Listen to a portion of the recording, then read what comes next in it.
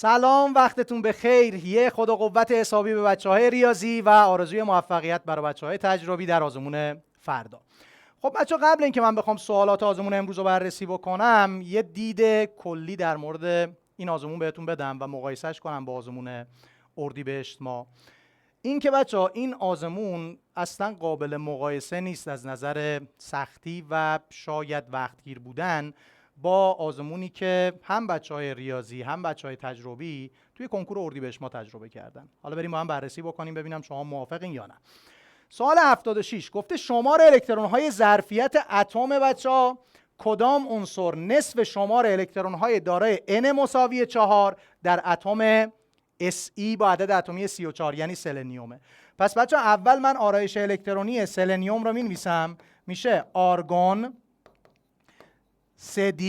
ترتیبم من رعایت کنم، اول توی 4s 2 تا الکترون قرار میگیره، 10 تا الکترون میره توی 3D قرار میگیره تا اینجا 30 تا و 4p4 اینم میشه 34.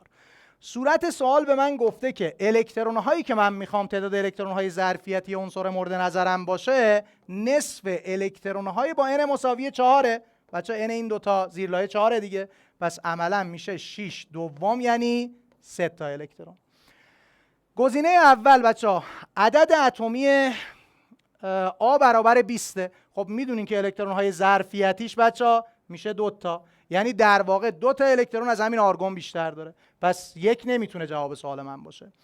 2 بچه عدد اتمی چنده؟ 31. پس بچه همین سلنیوم مگه 34 نیست؟ همینو ما در نظر بگیریم.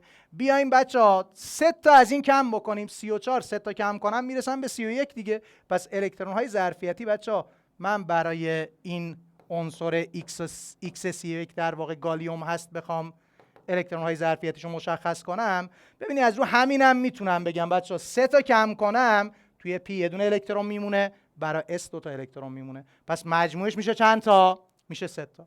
پس اینجا مساوی خواهد بود با، یعنی عذرخواهی میکنم آرایش الکترونیش به این صورت آرگون 4s 2 3d این 10 بچه 3 تا الکترون این کمتره دیگه، یعنی 4p 1. این میشه همون الکترون های ظرفیتی مربوط به X. یه سوال فوق العاده ساده، حتی نوشتن بچه آرایش الکترونی هم خودتون میدونین که فقط جهت توضیح بیشتره، خیلی از شما شاید این کار انجام ندادین. سوال بچه 77 میگه کدام مورد درسته؟ 1 با مبادله الکترون بین کربن و کلور در تشکیل کربن تتراکلورید بچه Cl4 یه ترکیب مولکولی نیست مگه؟ مبادله الکترون دارم؟ نه خیر بچه، اینجا اشتراک گذاریه، ادامهش رو من نمیخونم، گذاره غلطه. 2 گفته اگر در 2 ترکیب یونی شمار الکترون های مبادله شده برابر باشد به یقین بار الکتریکی کاتیون ها با هم برابر است. نه بچه ها، مثال نقضش رو براتون بیارم. مثلا Na2O رو بچه ها در نظر بگیرین، به ازای تشکیل 1 مول Na2O قبول داریم بچه ها 2 مول الکترون مبادله میشه. خب همینو بچه ها بیایم با MgF2 در نظر بگیرین، اینجا هم 2 مول الکترون مبادله میشه ولی بار کاتیون اینجا مثبت 2، بار کاتیون اینجا مثبت 1.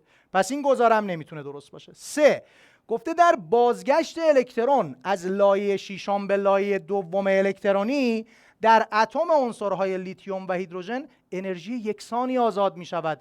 بچه‌ها گفتیم که اختلاف انرژی بین لایه ها در یک اتم به عدد اتمیش وابسته است. پس این اختلافه برای اتم های مختلف منحصر به فرده. نتیجه میگیرم که پس بچه‌ها برای لیتیوم و هیدروژن این انتقال انرژی یکسانی نداره. دقت کنین، گفتیم هر عنصر طیف نشری خطی خاص خودشو داره. چرا؟ چون این اختلاف انرژی برای عناصر مختلف با هم فرق داره. پس بچه‌ها مطمئناً جوابتون میشه گزینه 4 که با هم بررسیش هم میکنیم. میگه طول موج پرتو گسیل شده هنگام بازگشت الکترون از حالت برانگیخته به حالت پایه با فاصله 2 لایه الکترونی رابطه عکس دارد. کاملا درسته، هرچی فاصله زیاد باشه بچه انرژی بیشتره، انرژی که داره ساطع میکنه انرژی بیشتر باشه شما میدونین طول موج چیه بچه‌ها؟ کمتره. خب حالا داره میگه هرچی فاصله بیشتر باشد طول موج بچه‌ها مربوط به اون تشعشعی که داره ساطع میشه یا اون امواج الکترومغناطیسی که داره ساطع میشه قطعا باید کمتر باشه. پس جواب میشه همین گزینه 4.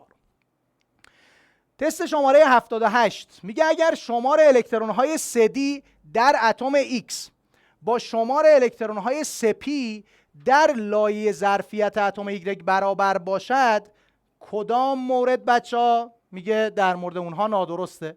میگه اگر Y نافلز باشد، نافلزی بچه جامد و سفید رنگ باشد، یعنی بچه چی رو داره میگه؟ شما میدونین که داره فسفر سفید رو میگه دیگه. اگه میگه یه جامد سفید رنگ باشه یعنی فسفر باشه با عدد اتمی 15. در بیرونی ترین زیرلایه الکترونی اتم X یک الکترون جای دارد. بچه الکترون های ظرفیتی این پی 15 چنده؟ قبول دارین الکترون های ظرفیتیش برابر با 5 بچه ها؟ درسته؟ آرایش الکترونی بنویسین میبینین که الکترون ظرفیتیش برابر 5. حالا میگه با شمار الکترون های بچه ها چی برابر باشه؟ اگر شمار الکترون های 3D در اتم X با شمار الکترون های 3P در لایه ظرفیت اتم Y. خب بچه ها اتم Y گفته نافلز، الکترون های ظرفیتش هم میدونیم 5. نافلزام که عناصر دسته P ان. بذارین آرایش الکترونی رو بنویسم دردسر خودم هم کمتر بشه. خب پس بچه ها این میشه نئون، اگه بخوام برای فسفر بنویسم 3s2 3p، اینم 3. الکترون های زیرلایه P برای همین عنصر بچه ها فسفر شما که حالا نمادش هم با حرف بزرگ من بنویسم، عدد اتمی 15 برابر 3. اگه بچه ها میگه که من الکترون های توی سدیم با این مقدار برابر باشه، برای زیرلایه آخر اتم X من یه دونه الکترون انتظار دارم قرار بگیره به هیچ عنوان. بچه ها جزء موارد استثناء میشه این. یعنی مثلا فکر کنیم من اینو بنویسم آرگون 3D بچه ها 3 تا توش قرار بگیره، قبلش حتما باید 4s 2 تا الکترون درش قرار گرفته باشه دیگه. پس این گزاره میشه گزاره غلط. دو، میگه اگر X منگنز باشد، بچه ها اگر X منگنز باشد عدد اتمیش چنده؟ 25. یعنی چند تا الکترون در 3Dش قرار میگیره؟ قبول داریم بچه ها برای منگنز Mn 25 آرایش الکترونی میشه آرگون 3D 5، قبلش هم بچه ها 4s 2 تا الکترون گرفته. درسته؟ پس بچه ها الکترون های 3D گفتیم که باید با الکترون های 3p اتم Y چی باشه؟ برابر باشه. اگه این اتفاق بخواد بیفته، داره میگه عنصر Y در دمای اتاق به آرامی با گاز هیدروژن واکنش میدهد. ببینیم بچه عنصر Y چیه؟ Y شما، پس در صورتی که منگنز باشه پس Y شما بچه ها میشه این Y، حالا رنگو من عوض کنم، Y شما میشه نئون 3s2 3p بچه ها 5. این همون چیه؟ همون گاز کلوره. بچه ها گاز کلور در دمای اتاق به آرامی با گاز هیدروژن واکنش میدهد. این هم که کاملا درسته. پس بچه ها جواب شما این وسط همون شد گزینه 1. ما دنبال گزینه نادرستیم. بقیه‌اش هم حالا بخوایم بررسی کنیم، میگه بچه ها اگر Y فسفر باشد، یعنی همون چیزی که بچه ها بالا اومدم در نظر گرفتم، بزرگترین عدد اکسایش اتم X یعنی نافلز بچه ها در ترکیبهایش برابر 5. بچه ها اگر قرار باشه عنصر مورد نظر شما فسفر باشه، یعنی 3 تا الکترون باید کجا قرار بگیره؟ بیاد توی 3D قرار بگیره. خب بالاترین عدد اکسایشش چی میشه بچه‌ها؟ زمانی میشه که این الکترون های ظرفیتی رو از دست بده، میشه مثبت 5. اینم پس درسته. اگر Y گاز نجیب باشد، شمار الکترون های لایه سوم اتم X بچه‌ها برابر 14. خب Y میگه گاز نجیب باشه، پس Y شما بشه نئون 3s2 3p بچه ها، این هم 6. پس 6 تا الکترون باید توی 3D مربوط به X قرار گرفته باشه. پس X رو من میتونم به این صورت بنویسم بچه ها. با همین نئون مینویسم که لایه سوم رو الکتروناشو بتونم بشمرم. میشه 3s2 3p 6. بچه ها قبول دارین 3D شما 6 تا الکترون گفته توش قرار بگیره و پشت بندش هم که شما دارین 4s2. الکترون هایی که توی لایه سوم قرار گرفتن بچه ها میشه 2 6 6، جمع کنیم میشه 14. پس این هم که درسته. جواب گفتیم همون گزینه 1 بود به عنوان گزاره نادرست. سوال 79 گفته شمار مولکول ها در x گرم متان با شمار اتم ها بچه ها در 0.2 مول گاز آمونیاک. ببینین گفته بچه ها شمار مولکول ها یعنی تعداد مول های متان با مول اتم ها توی آمونیاک. چقدر آمونیاک؟ 2/10 آمونیاک برابره. آمونیاک فرمولش رو میدونین، میشه NH3 اگه این قلم اذیتمون نکنه. پس بچه‌ها اینجا اگه شما بخواین تعداد مول آمونیاک رو به دست بیارین، قبول دارین 2/10 مول آمونیاک بچه‌ها 8/10 مول اتم داره. چرا؟ چون بچه‌ها اگه من 1 مول آمونیاک داشته باشم توش 4 مول اتم وجود داره. پس تعداد مول متان شما میشه 2/10 ضرب در این عدد 4 که برابر با 8/10 مول شما چی دارین؟ CH4 یا متان دارین. خب حالا اومده چی گفته؟ گفته X کدام است؟ یعنی چند گرمه؟ پس بچه‌ها CH4 شما بر حسب گرم میشه 8/10 ضرب در 16. 8 ضرب در 16 میشه 128. این که 8 نیست، 10 برابر کمتره، میشه 12.8. پس جواب شما بچه‌ها یا گزینه 3 یا گزینه 1. در ادامه گفته چی؟ گفته بچه‌ها مجموع مخلوط این دو گاز، یعنی مخلوط 2/10 مول آمونیاک با چقدر مول گاز متان؟ 8/10 مول گاز متان توی شرایط استیپی چند لیتره؟ پس بچه‌ها به من بگیم ببینم کلا چند لیتر گاز دارین؟ 2/10 که آمونیاک بود، 8/10 مولش هم که متان بود، کلا میشه 1 دیگه. شرایط استیپی هم مگه حجم مولی گازها 22.4 نیست؟ پس چقدر حجم اشغال میکنه؟ 22.4 لیتر. یعنی جواب شما میشه گزینه 3. خیلی ساده، محاسباتش هم واقعا دردسر نداشت. تست شماره 80 گفته که در کدام مورد شمار جفت الکترون‌های ناپیوندی 6 برابر شمار پیوندهای دوگانه در ساختار لوئیس مولکول است. بچه چاره‌ای ندارم که ساختار رو رسم کنم. گزینه الف SO2 ساختار رو من بخوام رسم بکنم به این صورت میشه بچه‌ها. او اینم که به این صورت و اینم که به این صورت. خب بچه‌ها نسبت جفت الکترون‌های پیوندی به پیوند دوگانه میشه 6 به 2. چند برابری گفته؟ ببخشید 6 به 1. من 2 در نظر گرفتم. بچه‌ها چند برابری گفته که 6 برابر باشه. خب همین درسته دیگه. بچه‌ها 6 به 1 مساویه با 6. بعدیش هم ببینم جور در میاد. NO3 NOCl N اتم مرکزیه. خب این که با Cl به این صورت و اینم که به این صورت. بچه‌ها چگونگی رسم ساختار لوئیس مولکول ها مثل NOCl مثل SO2 و غیره رو توی اون فایل مربوط به آموزش رسم ساختار لوئیس که توی سایت آلا بارگذاری شده مفصل من توضیح دادم. حتما بریم بچه‌ها اونو ببینین که خیلی کمکتون میکنه توی رسم ساختار. خب اینجام که بچه‌ها میشه 6 تا من جفت الکترون ناپیوندی دارم، درسته؟ و 1 پیوند دوگانه دارم که این هم میشه 6 به 1 مساوی 6. خیلی ساده. خوش به حال بچه‌هایی که دفترچه A دستشون بود. همون گزینه 1 شد جواب. بقیه هم خودتون زحمت بکشین بررسی کنین. تست شماره 81 گفته که بدن فردی در شبانه روز به طور میانگین 450 گرم گلوکز مصرف می‌کند. اگر هر درخت در سال 22 کیلوگرم بچه‌ها CO2 مصرف کنه، چند درخت لازمه تا رد پای ایجاد شده توسط یک فرد یا این فرد را در 1 سال از بین ببرد؟ خب معادله هم که بهتون داده گفته موازنه کنین. بچه‌ها معادله شیمیایی یه 6 پشت O2 بذارم، یه دونم پشت CO2 و یه دونم پشت H2 معادله موازنه است که دیگه این معادله رو فکر کنم توی سال کنکورتون بارها بهش برخوردین. 450 گرم من گلوکز دارم، میشه 450 تقسیم بره جرم مولی گلوکز 180 ضریب استوکیومتریش هم که 1 مساویه با. میخوام ببینم چند گرم CO2 بچه توی یه روز تولید میشه. پس CO2 که توی یه روز تولید میشه به گرم، اینم که 44 ضریب استوکیومتریش هم که برابر 6. خب بچه این حالا میتونم بگم این صفرا که با هم میتونه خط بخوره. 45 به 3 میشه 15 مرتبه. 18 به 3 هم که بچه 6 مرتبه. این 6 هم که با این 6 خط میخوره. خب پس اینجا من میتونم CO2 رو محاسبه کنم توی یه روز. چقدر CO2 توی یه شبانه روز بچه تولید شده؟ 15 ضرب در 44 بچه ها 4 تا 15 تا مگه 60 تا نمیشه؟ خب 4 رو ول کن. 40 تا 15 تا قبول دارین 600 میشه. حالا 4 رو اعمال کن. 40 تا 15 تا 600 تا 4 تا 15 تا 60 تا. پس رو هم بچه ها میشه 660 گرم CO2 که توی یه روز تولید میشه.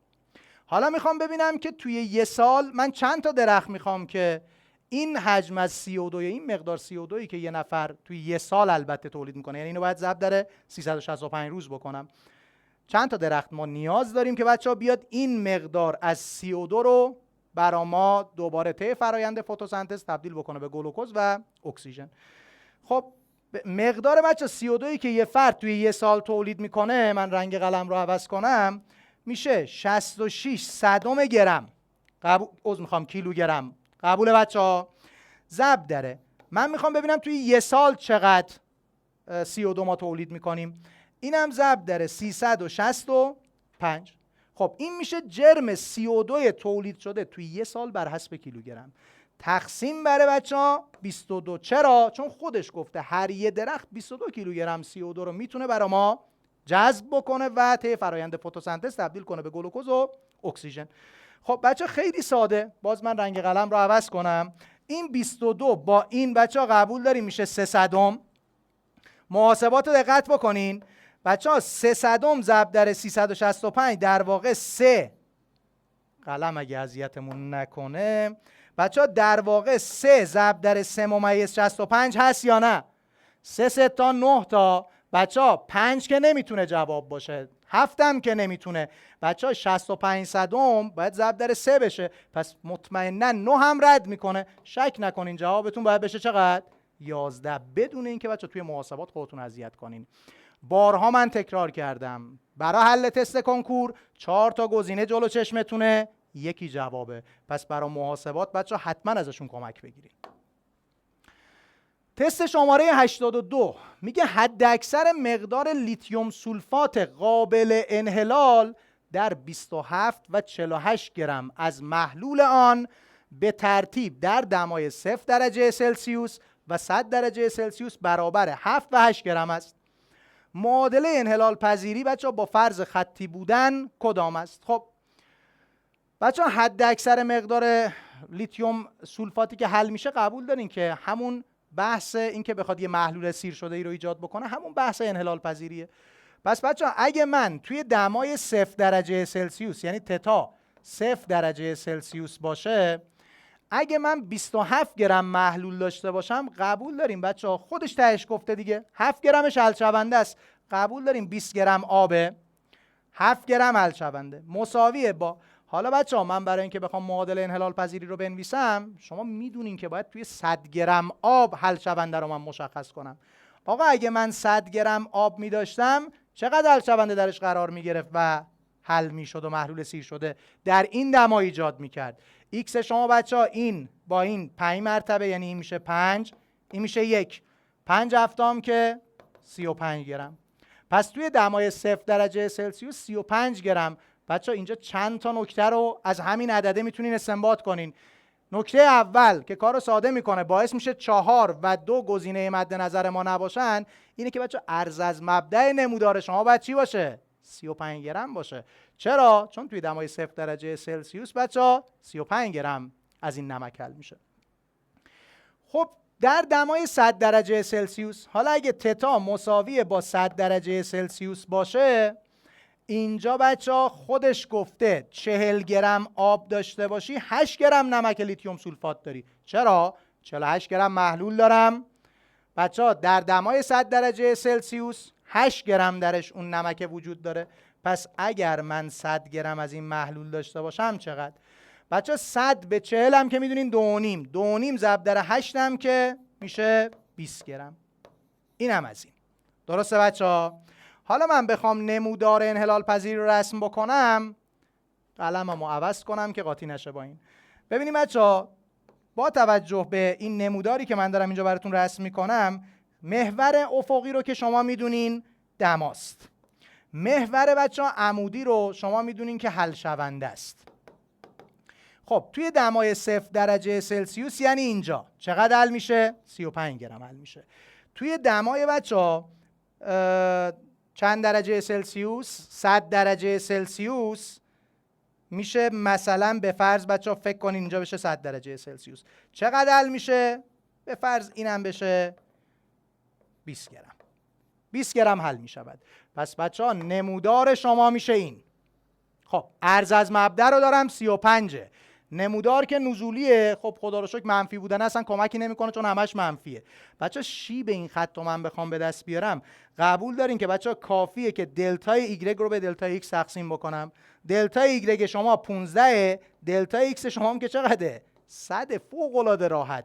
پس بچه ها میشه 15 صدم شیب خط شما و جواب میشه گزینه 1. پس اینجا من میتونم بنویسم 15 تقسیم بر 100.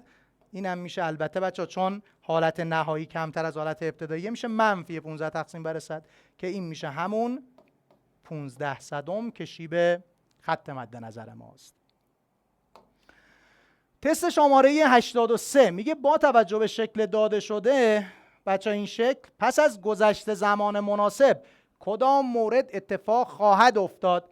الف، شمار یونهای ستون 1 با اعمال فشار بچه ها افزایش پیدا میکند. نه خیر بچه ها، با افزایش فشار یونی این وسط تولید نمیشه که به قولی زاد و ولدی اتفاق نمیفته برای یونها که، ولی بچه غلظتشون افزایش پیدا میکنه. پس شمار یون ثابته، ولی چون مولکولای آب بیشتری به سمت بازوی سمت بچه ها چپ حرکت میکنن باعث میشه غلظت یون افزایش پیدا بکنه، ولی شمار یون ها سر جاشونه. پس الف غلط، یعنی شماره یون تغییر نمیکنه. به گفته بچه با افزایش فشار به ستون 1 یونهای سیل منفی بیشتر از انای مثبت، که اصلا من ادامهش هم نمیخونم بچه ها، غشای نیمه تراوا امکان تبادل یون رو نمیده، فقط امکان چی رو میده به شما؟ تبادل آب رو خواهد داد. پس این گزارم گزاره غلطیه. جیم بچه ها گفته غلظت ملی نمک در ستون 1 همانند مقدار آب در ستون 2 افزایش می‌یابد. کاملا درسته بچه. اینا وقتی بیان کنار هم قرار بگیرن، یعنی یک محلول غلیظ در کنار آب بخواد آب مقطر قرار بگیره، از محلول غلیظ بچه‌ها مقدار بیشتری آب به کدوم سمت حرکت میکنه؟ به سمت آب مقطر. ستون آب در سمتی که آب مقطر قرار داره میره بالا، اینجا میاد پایین، پس حجم محلولت کم میشه.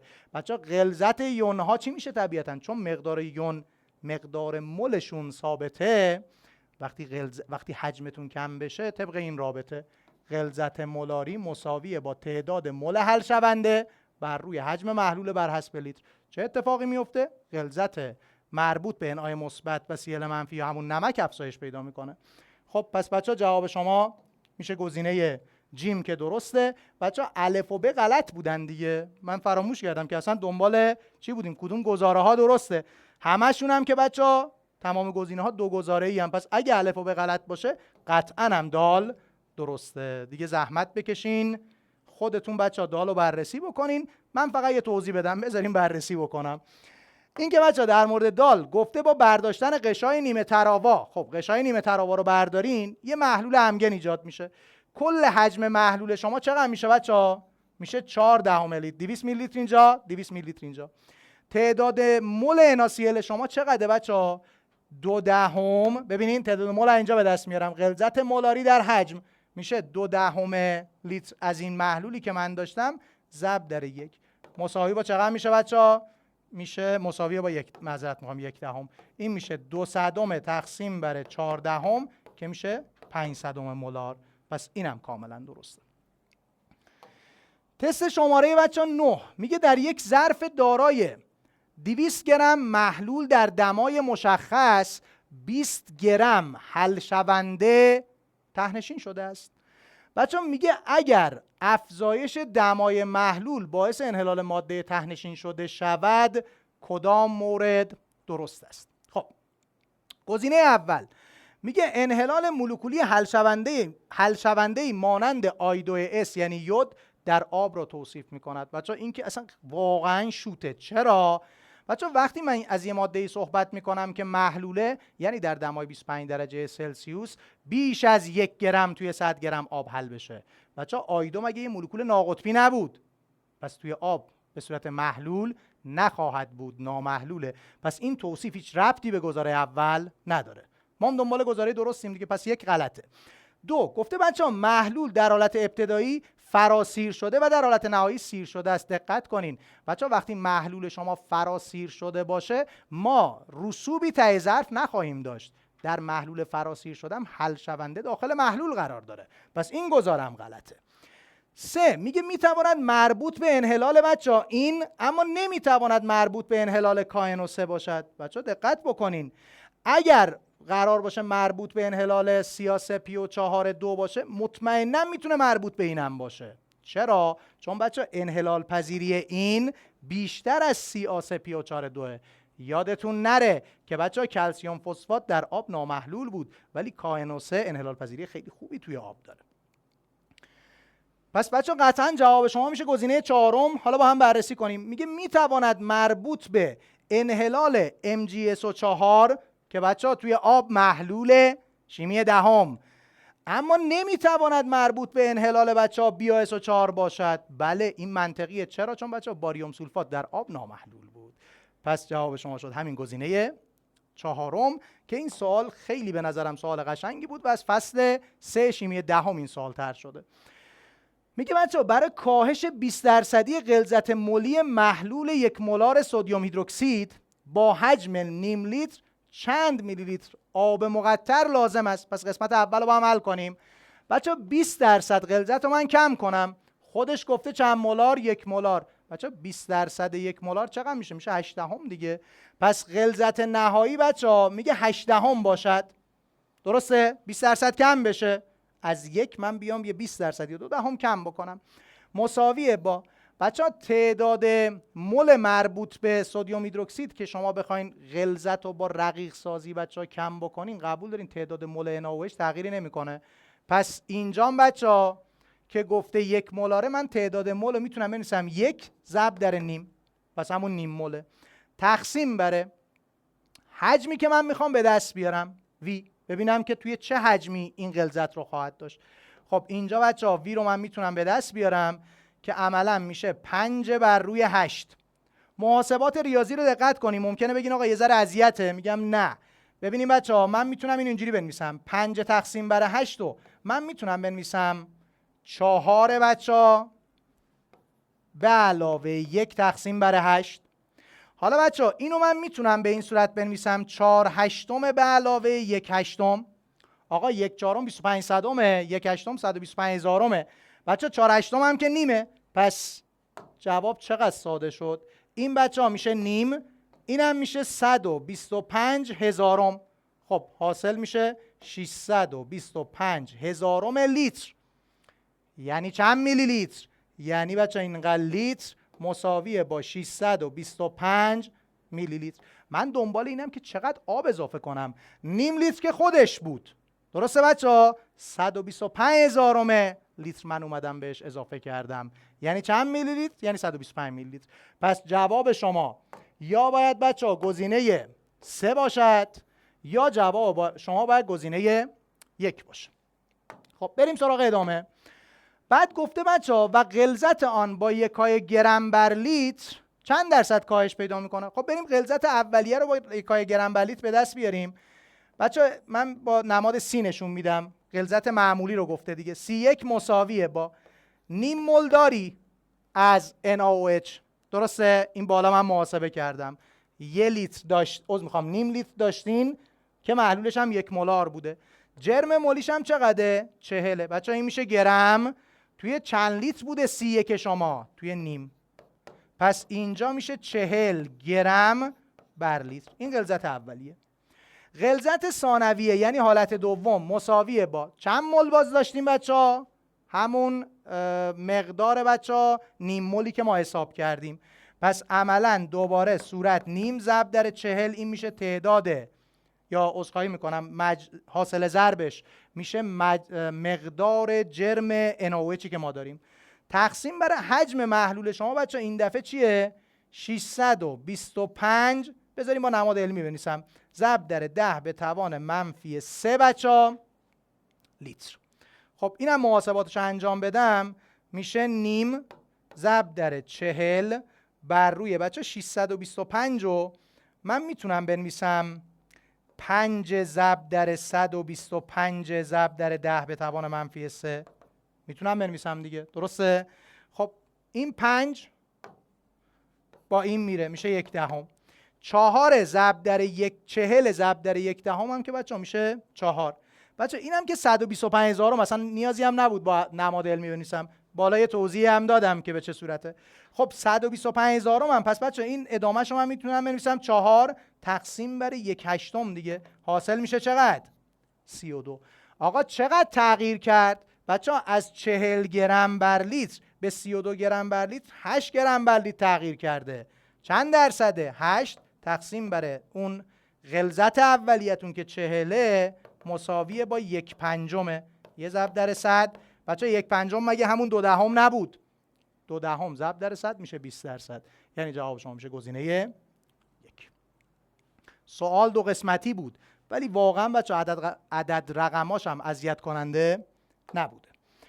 سوال 11 میگه کدام مورد درباره روند تغییر ویژگی‌های عنصرهای اصلی جدول تناوبی درسته؟ در هر دوره با کاهش عدد اتمی. یعنی چی بچه‌ها؟ یعنی اینکه من بیام به سمت چپ حرکت کنم، یعنی بیام به سمت فلزات قلیایی حرکت بکنم. میگه شعاع اتمی بچه‌ها چی باید بشه؟ یعنی اگه من بخوام جدول تناوبی رو اینجا براتون طرح جدول تناوبی رو رسم بکنم، داره اینو میگه بچه‌ها هر چی من به این سمت حرکت بکنم با کاهش عدد اتمی به سمت چپ حرکت بکنم، میگه شعاع اتمی برخلاف خصلت فلزی کاهش مییابد. بچه شعاع اتمی چی میشه؟ زیاد میشه. خصلت فلزی هم زیاد میشه توی دوره بخوام حرکت کنم. پس این گزاره غلطه. 2 گفته در هر گروه با افزایش با کاهش عدد اتمی. بچه یعنی چی؟ من بخوام توی گروه به سمت از پایین به بالا حرکت کنم، خصلت نافلزی برخلاف واکنش پذیری افزایش پیدا میکنه. بچه همینو که آورده اصلا خودمو دیگه درگیر نمیکنم که چه اتفاقی داره میفته، چون بچه واکنش پذیری به این بستگی داره که فلز باشه یا نافلز. میدونیم که بچه وقتی من دارم توی یک دوره یا گروه حرکت میکنم واکنش پذیری فلز و نافلز مشابه هم تغییر نمیکنه. پس این قطعا غلطه.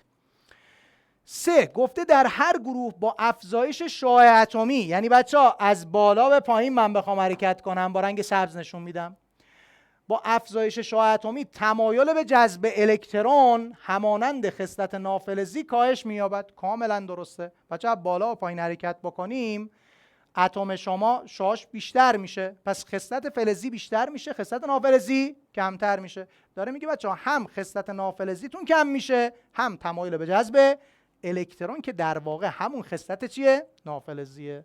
جوابتون میشه گزینه 3. گزینه 4 هم بررسیش بچه‌ها با خودتون. سوال 87 گفته 10.2 گرم گاز هیدروژن سولفید، یعنی بچه‌ها H2S، با مقدار کافی نیتریک اسید واکنش میدهد. اگر بازده درصدی واکنش 75% باشد چند لیتر گاز در شرایط آزمایش تشکیل می شود؟ حجم مولی گاز هم که گفته 24 بگیر و معادله رو موازنه کن. خب بچه‌ها معادله رو من بخوام موازنه کنم به قیافش میخوره با عدد اکسایش خیلی راحت تر موازنه بشه. خب بچه‌ها اینجا تغییر عدد اکسایش n من برابر -5 بوده شده -2 3 واحده. این 3 رو بچه‌ها میدم به این، s -2 بوده 0 بوده، 2 رو میدم به این. حالا با این 2 تا ضریب موازنه رو انجام میدم. 2 تا نیتروژن اونجا دارم ضریب NO میشه 2، 3 تا S اینجا دارم ضریب S اینجا میشه 3 و بچه‌ها تعداد H های شما هم که 2 تا اینجا دارم 6 تا اینجا دارم میشه 8 تا و ضریب H2 هم برابر 4 خواهد بود. خب ادامه محاسبه گفته 10.2 گرم گاز هیدروژن سولفید، پس 10-2 گرم H2S من دارم. راندمان واکنش رو گفته چقدره؟ 75%. این هم میشه 75 صدم تقسیم بره جرم مولی H2S بچه‌ها میشه 32 برای S، هیدروژن هم که 2 تاست 2 یکی هم میشه 2 به علاوه 32 میشه 34. این میشه 34 گرم. ضریب استوکیومتری H2S هم که برابر چنده؟ 3 مساویه با سمت دیگه تساوی. گفته که چند لیتر گاز تولید میشه بچه‌ها. اینجا NO فقط گازه، پس اینجا من بنویسم X دیگه. میخوام حجم گاز رو توی شرایطی که حجمش 22 لیتره، حجم مولیش 22 لیتره محاسبه کنم. 22 معذرت میخوام 4 لیتره. X بر روی بچه‌ها 24. ضریب استوکیومتریش هم چنده؟ 2. بریم با سراغ محاسبات. بچه‌ها 3 تا سیتا چقدر میشه؟ 3 تا سیتا میشه 90 تا. 3 تا 4 تا چقدر میشه؟ میشه 12 تا. 90 12 میشه 102. بچه چقدر این قشنگ داره به هم میخورن صورت و مخرج. ببینین این تیکه میشه 102. خب حالا 102 بچه 102 با 10^2 این که میشه به این صورت، یعنی 10^2 تقسیم بر 102 میشه 1/10. خب اینجا بچه ما 24 ضرب در 2 داریم، یه 75 هم من دارم اونجا دیگه. پس اینجا مقدار x شما مساویه با 75 بچه من میتونم چند ببینم؟ اگه چیزی اینجا ما جان انداخته باشیم که ایشالله ننداختیم بچه 75 من میتونم 3/4 ببینم، درسته؟ پس من میتونم اینو به این صورت بنویسم 24 ضرب در 2/10 بچه این 1/10 رو اینجا ضرب کردم تقسیم بر 4 اینم ضرب در 3 یعنی همون ضرب در 3/4. خب 24 با 4 این میشه 6 3 تا که بچه ها میشه 18 تا 18 هم ضرب در 2 میشه 36. اینم که بچه یه رقم هم اشار داره میشه 3/6 یعنی جواب شما میشه گزینه 2. تست شماره 88. اگر جرم ملی بچه ها یک آلکان زنجیری راست زنجیر برابر 114 گرم باشد این ترکیب دارای چند فرمول ساختاری متفاوت است؟ خب که در آن نسبت شمار گروه های CH3 به شمار گروه های بچه ها CH2 برابر 2 باشد. تست وقتگیریه. قسمت اولش که بچه فوق العاده ساده است. شما میدونین که یه آلکان از این الگو، آلکان باززنجیر، همین چیزی که خودش گفته، آلکان باززنجیر بچه از این الگو تبعیت میکنه CnH2n به علاوه 2.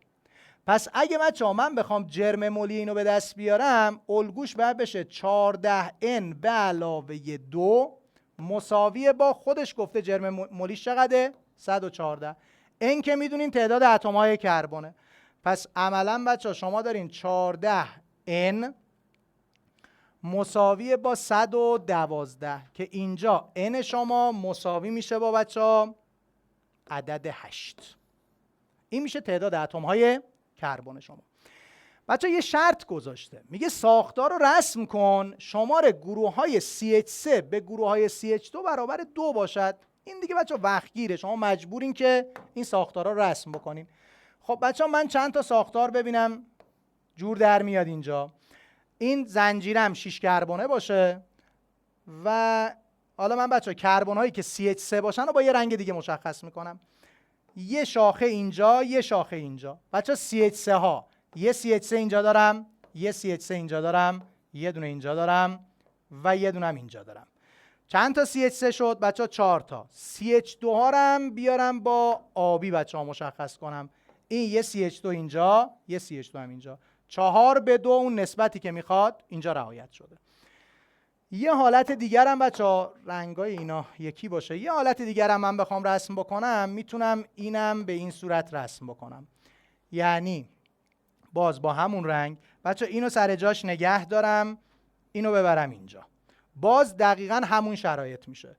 این میشه بچه ها CH2، اینم یه دونه CH2 و 3 تا CH3 هم که با رنگ سبز باز من نشون میدم. یکی اینجا، یکی اینجا، یکی اینجا و یکی اینجا. 4 تا CH3 عذرخواهی میکنم. باز 4/2 بچه ها میشه چقدر؟ همون 2 که دنبالش بودیم. یه حالت دیگر هم بچه ها باز من بخوام رسم بکنم به این صورت. اینم باز 6 تا. باز بچه ها یه دونه شاخه رو اینجا نگه میدارم. حالا آخرش برم این یکی رو جا به جا کنم. یه دونش هم اینجا. خب اینم بچه ها باز CH3 ها رو من بخوام داشته باشم. یه دونه اینجا، یه دونه اینجا، یه دونه اینجا و یه دونه هم اینجا.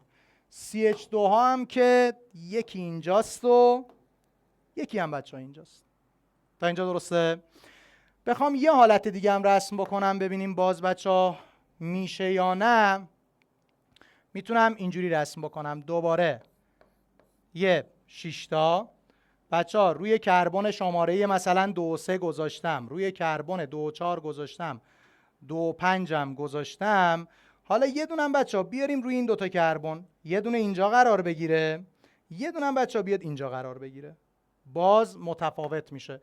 اینم بچه ها یه CH3، یه CH3، یه CH3، اینم یه CH3 و CH2 شما هم که این دوتاست. و یه حالت دیگه هم بچه من تو ذهنم دارم، نمیدونم ببینم اونم جور در میاد یا نه، باید چک کنیم دیگه. به این صورت اینجا بچه یه من اینو داشته باشم و اینو داشته باشم، بازم ببینیم جور هست.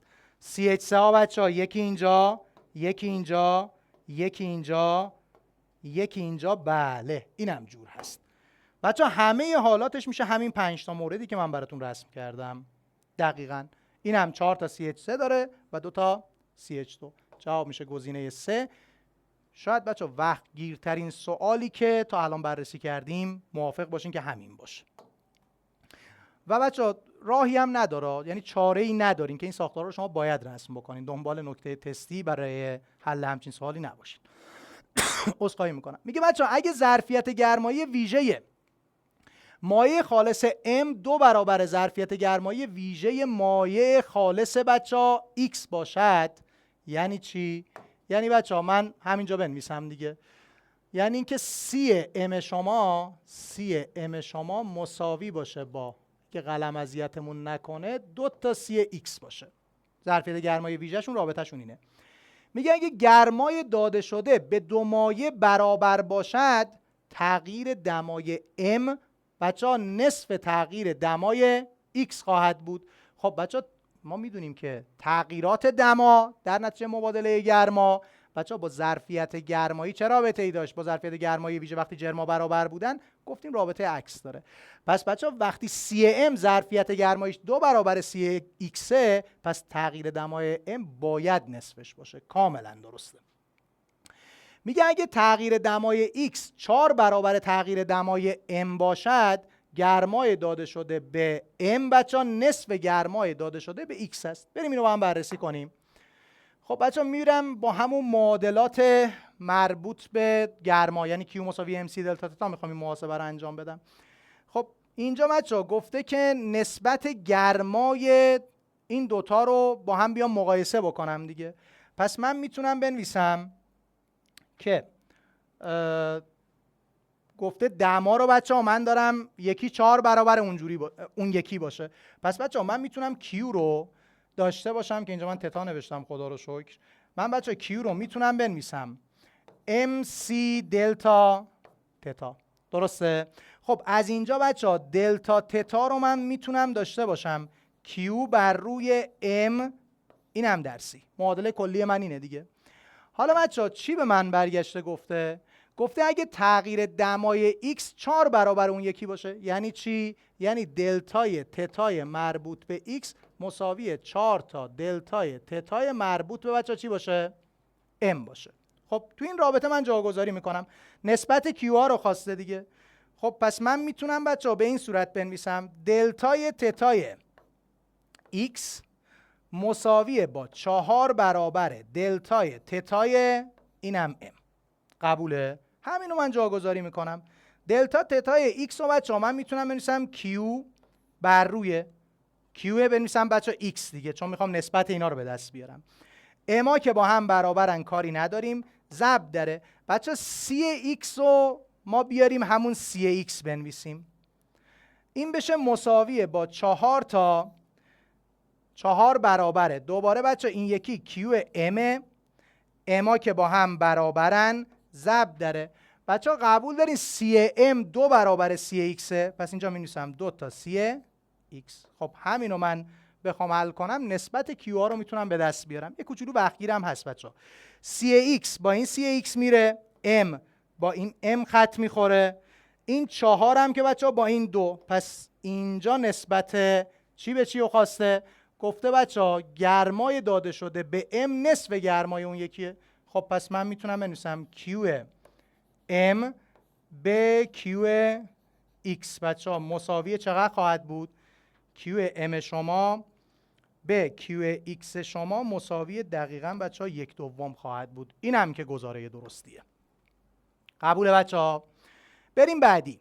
میگه اگر بر اثر گرم کردن دمای هر دو برابر باشد، گرمای مورد نیاز برای M 2 برابر گرمای مورد نیاز بچه‌ها برای x است. با توجه به این روابط و ذهنیتی که شما دارین بچه‌ها این هم که کاملا درسته. چرا؟ چون جرما با هم برابرن و بچه‌ها c مربوط به m میدونین که 2 برابر c مربوط به x. حالا خواستیم باز با همین روابط میتونیم محاسبه رو انجام بدیم.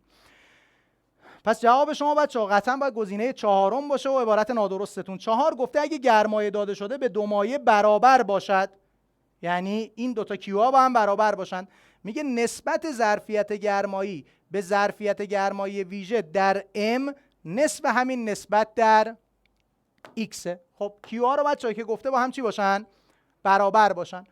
خب پس من میتونم بنویسم بچه‌ها برای کیوها دیگه من اندیس نمیذارم، میذارم همون کیو. ظرفیت گرمایی بچه‌ها به ظرفیت گرمایی ویژه رو من میخوام برای این دوتا به دست بیارم. قبول دارین ظرفیت گرمایی بچه‌ها یه ماده مساویه با کیو بر روی دلتای تتای اون ماده. درسته؟ خب الان اینجا بچه‌ها گفته که گرمایه داده شده اینجا با هم چی باشه؟ برابر باشه. پس اینجا بچه‌ها من میتونم برای ظرفیت گرمایی که اینجا من نوشتم به این صورت بیام بنویسم کیو. خیلی بچه‌ها اینجا جای ذره فضامو کم میاریم، بذاریم ببینم من یه فضایی رو ما میتونیم اینجا ایجاد کنیم. خب بچه اینجا من بنویسم این تیکه رو که متاسفانه نمیشه. ببینیم اینجا یه صفحه برای باز کردن ما اگه می‌داشتیم خیلی خوب میشد. حالا دیگه من مجبورم بچه این تیکه رو که دیگه حالا نوشتم بذاریم من اینا رو پاکشم بکنم که شما برگردین کلیپ رو دوباره ببینیم. بچه اگه این قسمت رو حالا خواستین دوباره ببینین من دوباره بذارین اینجا براتون بنویسم.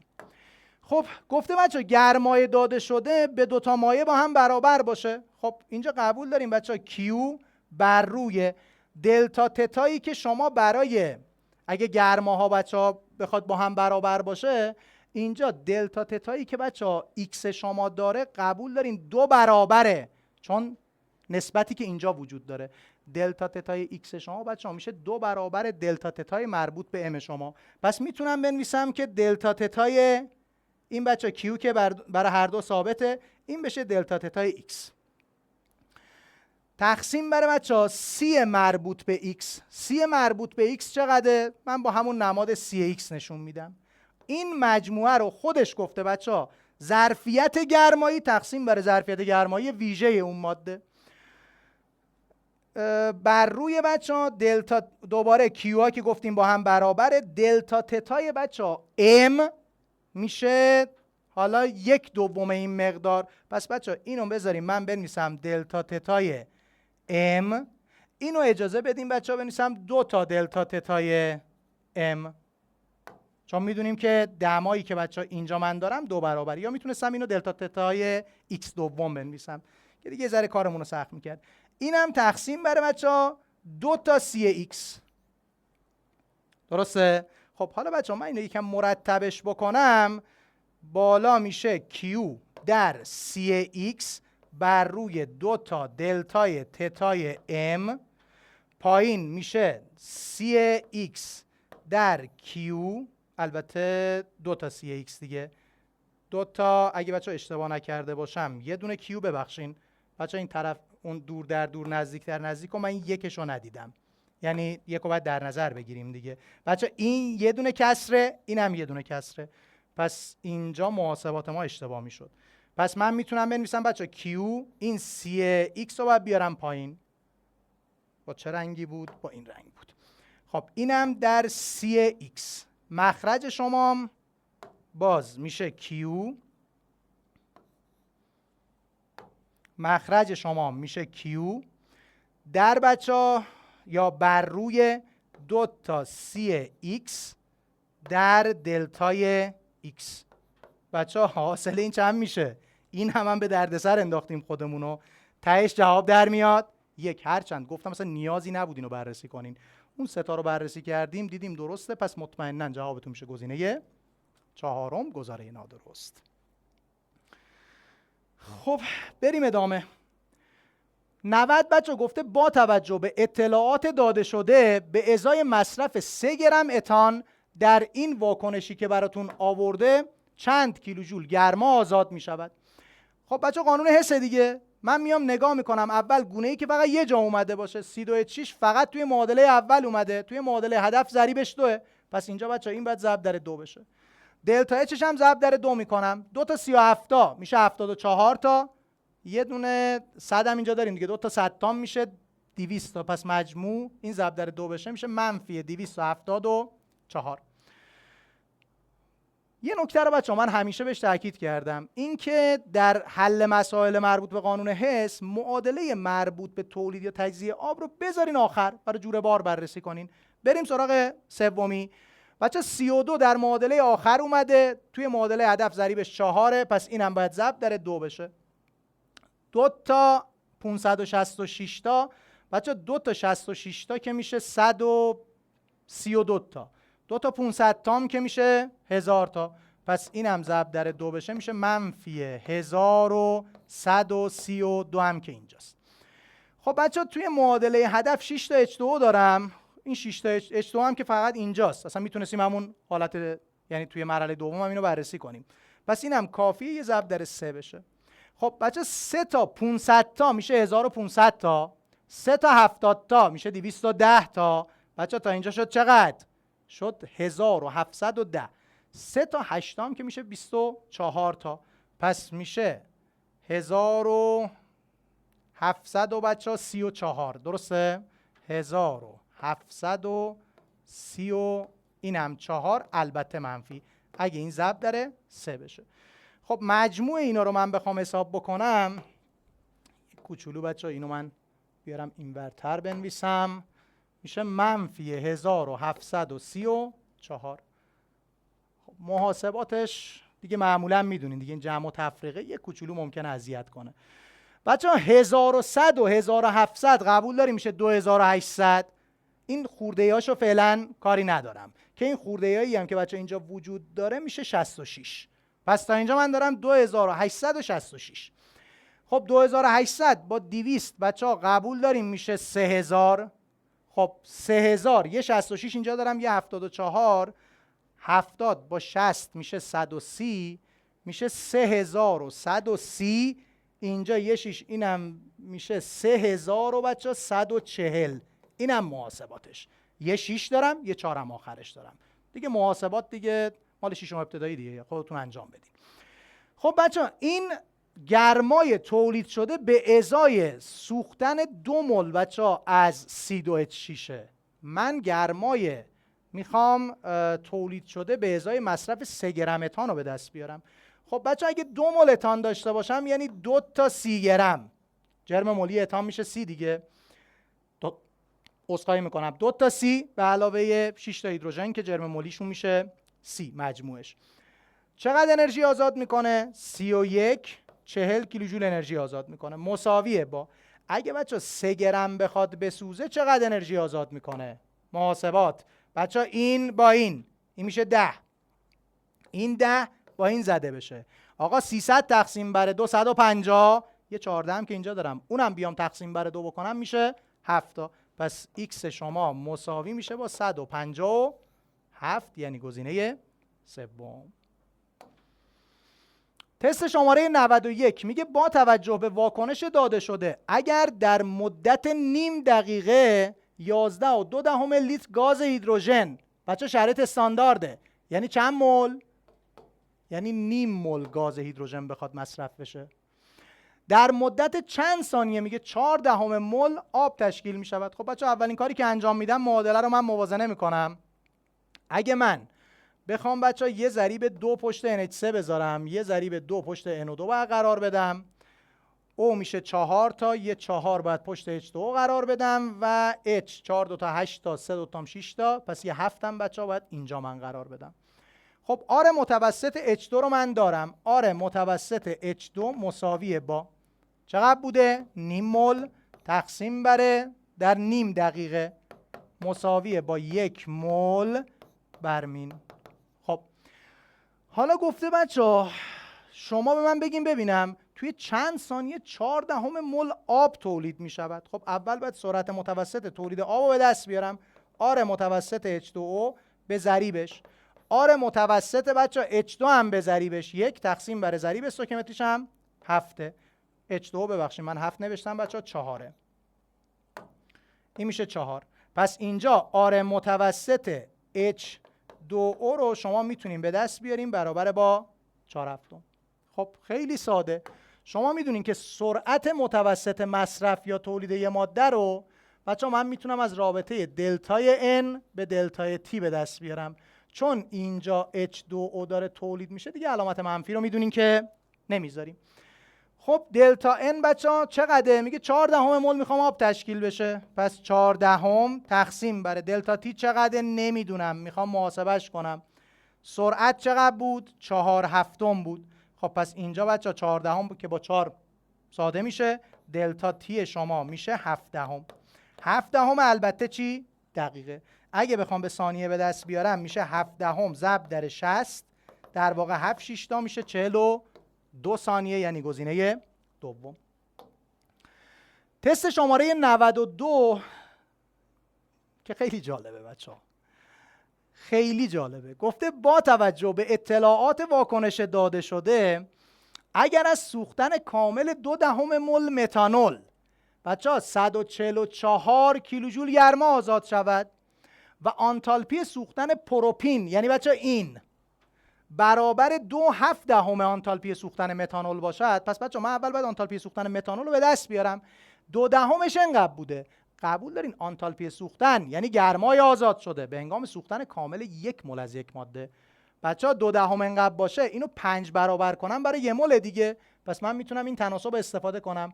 اگه 0.2 144 کیلوجول انرژی آزاد کرده باشه 1 مول چقدر انرژی آزاد کرده؟ میدونین که این 5 برابر 0.2. پس x شما بچه‌ها مساوی میشه با 5 تا 144، 5 تا 100 تا 500 تا، 5 تا 40 تا بچه‌ها میشه 200 تا، این میشه 700 تا، 5 تا 4 تام که میشه 20 تا. پس جواب میشه 720. اینم منفی. این میشه آنتالپی سوختن متانول. حالا بچه‌ها گفته آنتالپی سوختن پروپین 2.7 برابر این مقداره، یعنی این چیزی که من میخوام دلتا اچ سوختن مربوط به این میشه چقدر؟ 720 ضرب در 2.7 مساویه با اینم. بچه‌ها من بخوام محاسبه کنم میام میگم که آقا اگه 2 رو ضرب در 720 من بکنم 2 تا 720 تا چقدر میشه؟ یا بچه‌ها یه کار خیلی ساده تر من بیارم اینو اینجوری ببینم، 72 ضرب در 27 میتونم ببینم. خب اگه بچه‌ها این 27 رو شما 30 ببینین بشه 30 تا 72 تا. خب 30 تا 72 تا بچه‌ها 3 تا 7 تا میشه 210 تا، 3 دوتا هم که میشه چقدر؟ 6 تا. درسته؟ این میشه بچه‌ها 216 تا. خب حالا اینجا بچه‌ها اگه من بخوام اینو 30 در نظر بگیرم بذاریم محاسبات رو بگم چی کار دارم میکنم که شما هم گیج نشین. این که بچه‌ها من اگر اینو 30 در نظر بگیرم توی محاسبات که میدونم 30 نیست، از 30 3 تا کمتره، پس بچه‌ها 3 تا 72 تا گفتم بهتون 3 تا 70 تا 210 تا، 3 تا 2 هم اونجا باقی میمونه میشه 216 تا. یه صفر هم اینجا دارم میشه 2160. قبوله؟ بچه این که 30 نبود چند بود؟ 27 بود. درسته؟ پس عملا 3 تا 72 باید ازش کم بکنم. 3 تا 72 هم که همین الان حساب کردم، یعنی بچه از این مجموعه شما 216 تا باید کم بشه. خب منهام که دیگه میدونین از این محاسبات ساده تره. پس این میشه منهای 216 مساویه با. خب بچه اگه 160 از این کم بکنم، حالا 216 بخوایم کم بشه از این مقدار، 160 تا رو بچه ها کم بکنم اینجا چقدر باقی میمونه؟ 56 تا. پس بچه ها 200 منهای 56 میشه 2000 منهای 56 میشه 1900 و اینم 44. اینم البته منفی. یکم بچه ها حساب کتابش پر درد سر بود. خب پس میشه منفی 1944 کیلوژول. اینم آنتالپی سوختن بچه‌ها مربوط به چی؟ C3H4. بعد خودش هم اومده گفته آنتالپی سوختن هیدروژن هم برابر اینقدره. پس بچه‌ها آنتالپی سوختن هیدروژن 286 کیلوژول بر موله. یه رابطه رو شما میدونین، خیلی گفتیم، اینکه دلتا اچ واکنش مساویه با، بچه چون از این رابطه استفاده کرده گفتم چه سوال جالبی، مجموع دلتا اچ سوختن واکنش دهنده ها منهای مجموع دلتا اچ سوختن بچه ها فراورده ها. که کلیپ های همین مؤسسه آلا رو بچه ها نگاه بکنین، دقیقاً یه تست مشابه با این برای شیمی 11 هم با همین فرمول ما حل کردیم. دلتا اچ واکنش بچه خودش گفته منفی 282 کیلوژول مساویه با دلتا اچ سوختن واکنش دهنده ها. بچه ها ضرایب مولی رو در نظر میگیرم. دلتا اچ سوختن اون پروپین که بچه شده 1944. حالا این منفی رو من اینجا اعمال میکنم، 1944 به علاوه، بچه چون میدونین دلتا اچ سوختن ها منفی هن دیگه، به علاوه بچه ها برای H2 ضریبش 2، هر کدومش یعنی هر مولش 286 کیلوژول انرژی آزاد میکنه، 2 برابرش میشه 572 کیلوژول. خب این میشه بچه ها مربوط به واکنش دهنده ها منهای دلتا اچ سوختن بچه ها فراورده C3H 8 که مجهول سوال ماست. خب اینجا شما میتونین دلتا اچ سوختن پروپان رو به سادگی محاسبه کنین. بچه ها 282 572 مگه نگفتم 2 تا 286 میشه 572؟ خب یه 286 رو نگه دار، این ور بچه ها یه 282 ازش کم کن، محاسبات ریاضیشو دارم میگم. خب پس یه 4 تا اینجا باز باقی میمونه که به اون 286 دیگه بعد اضافه کنیم میشه 290. درسته؟ خب 290 و 1944 بچه‌ها جواب شما میشه 1944، چون بره اونور یه عدد مثبت میشه دیگه. درسته بچه‌ها؟ مثبت 1944 به علاوه یه 290 هم اینجا باقی میمونه. حاصل این محاسبات بچه‌ها این بره اونور میشه، یعنی 44 رو بندازم رو 290 میشه 300 و بچه‌ها 34. 334 با 1900 میشه 2234. 2234. بچه‌ها این دلتا اچ مگه مقدارش منفی نبود؟ حالا این طرفین رو من بخوام به منفی تقسیم بکنم، این منفی رو من این ته اعمال میکنم دیگه. جواب آخرتون میشه منفی و کاملا هم منطقیه. چرا؟ چون دلتا اچ سوختن باید عددی منفی باشه و جواب شد گزینه سوم. تست شماره 93 گفته کدام مورد همواره درسته؟ جرم مولی واحد تکرار شونده پلیمر با جرم مولی مونومر سازنده آن پلیمر برابر است. بچه‌ها پلیمرهای تراکمی، پلی استرها، پلیامیدها یا حتی بچه‌ها نشاسته که از گلوکوز ساخته شده، اینا رو یادتونه هیچ وقت جرم مونومر با جرم واحد تکرار شونده جرمای مولیشون یکسان نبود. پس این گزاره غلطه. گفته من دنبال همواره درستم. واکنش دهنده در فرایند بسپارش یک مولکول سیر نشده است، خب تا اینجا، که به فراورده نه الزاماً بچه‌ها پلی استایرن یا همون پلی استیرن یادتونه، هم بچه‌ها مونومرش سیر نشده است، هم فراوردهش یعنی پلی استایرن و هم استایرن جفتشون سیر نشدن. پس این هم غلط. 1 سانتی متر مکعب از پلی اتن به کار رفته در ساخت لوله های پلاستیکی روی سطح آب شناور میماند. بله که میماند. بچه ها گفتیم چه پلی اتن سنگین باشه چه سبک. اینجا پلی اتن سنگین رو میگه، چه سنگین باشد چه سبک باشد چگالی کمتر از 1 داره و قطعا روی آب شناور میماند. گزاره 4 رو دیگه خودتون بررسی کنید، خیلی هم ساده است. سوال 94 گفته بچه ها با توجه به ساختار مولکول داده شده این کدوم مورد درسته؟ 1 دارای 2 گروه عاملی آمیدی. بچه ها گروه عاملی آمیدی این بود CO که وصل بشه بچه ها به N حالا R دیگه، مثلا این R ها گفتیم میتونه بچه ها H باشه، میتونه زنجیره کربنی باشه. آیا همچین چیزی رو بچه اصلا اینجا میبینین؟ آقا اصلا آمیدی وجود ندارد، پس من ادامه‌ش هم نمیخونم. 50% از اتم‌های کربن با اتم‌های اکسیژن پیوند دارند. بچه‌ها ببینم چند تا کربن وجود داره. با این رنگ من مشخص میکنم. یک کربن اینجا، یک کربن اینجا، یک کربن اینجا، یک کربن اینجا، یه دونش اینجا و یه دونش هم اینجا. شده چند تا کربن بچه‌ها؟ 6 تا کربن. میگه 50%ش با اتم‌های اکسیژن پیوند دارن. بچه‌ها یک کربن این با این رنگ مشخص کنم، این کربن، این کربن، این کربن و این یکی کربن میشه بچه 4 از 6، پس بیشتر از 50%. پس اینم غلط. 3 گفته شمار پیوندهای یگانه بین اتم‌ها 5 برابر شمار اتم‌های نیتروژن است. خب اینم مجبورم بچه‌ها اینو من یه بار پاک کنم بشمرم دیگه. خب شمار پیوندهای یگانه با همین رنگ بچه‌ها من بذاریم با رنگ آبی نشون بدم. خب قبول دارین اینم پاک کنم. بچه‌ها قبول دارین که هر هیدروژن یه دونه پیوند یگانه داره. پس آقا یه ستا اینجا، یه پیوند بچه‌ها بین C و O میشه 4 تا، با این میشه 5 تا، 6 تا، 7 تا. بچه‌ها یه دونه اینجا با هیدروژن من دارم دیگه، این میشه 8 تا، این 9 تا، 10 و 11 تا، 12 تا، 13 تا. اینم بچه‌ها با این کربن 14 تا، درسته؟ و بچه 3 تا دیگه من اینجا هیدروژن دارم. اگر من اشتباه نشمرده باشم میشه 17 تقسیم بر نیتروژناتون هم چند تاست؟ میشه 17 تقسیم بر 3. بچه دیگه خودتون هم بشمرید. مطمئناً بچه ها باید یا 16 باشه یا 17. ممکنه من تو شمارش حالا اشتباه لپی هم داشته باشم. پس خودتون بررسی کنین ببینین که 17 تا پیوند هست یا نه. قطعاً بچه 15 تا نیست. من شکم رو 16 و 17.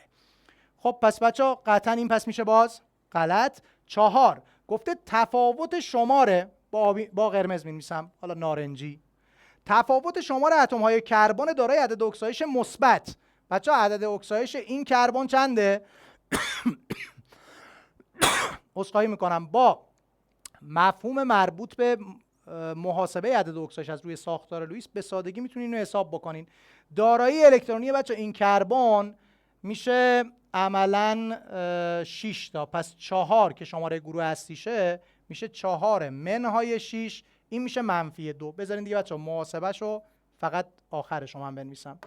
این میشه عدد اکسایشش -2. عدد اکسایش بچه این کربن، قبول دارین که بچه توی این پیوندهایی که بین اینا وجود داره هیچ الکترونی برای کربن باقی نمیمونه، پس این میشه 0. قبول ببخشید میشه بچه آره دیگه هیچی باقی نمیمونه، میشه -4. معذرت میخوام. پس بچه اینم عدد اکسایشش میشه -4.